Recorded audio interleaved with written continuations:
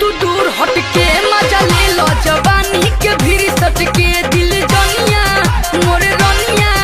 मजा ले लो भीड़ सटके मजा ले लो भीड़ सटके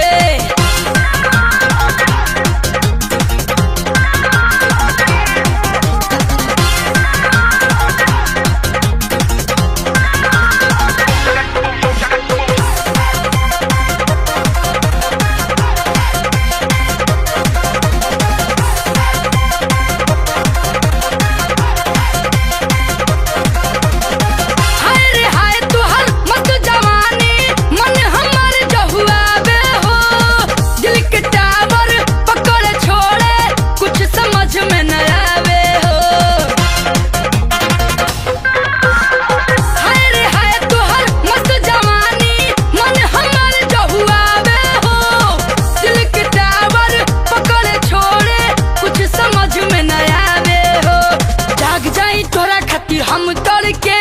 करी इंतजार गोरी छत चढ़ के जाग जाई तोरा खातिर हम तड़के करी इंतजार गोरी छत चढ़ के दिल दुनिया हमरे रनिया जब ले देखी न तो के तो मन भटके मजा ले लो जवानी में भीड़ सटके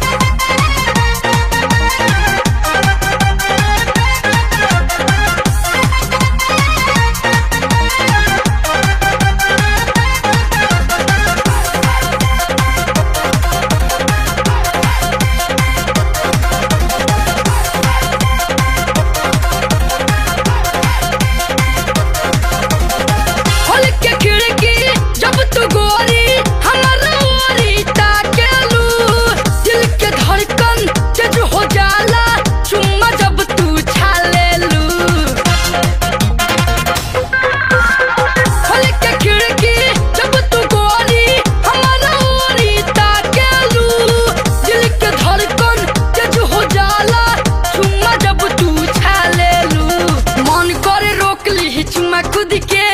गोरे गोरे गलिया की ऐसी चुमके मन करे रोक ली चुमा खुद के गोरे गोरे गलिया की ऐसी चुमके दिल जनिया मोरे रनिया भाग जालू तू काहे लजा के हंस के मजा ले लो जमाने के भीड़ सटके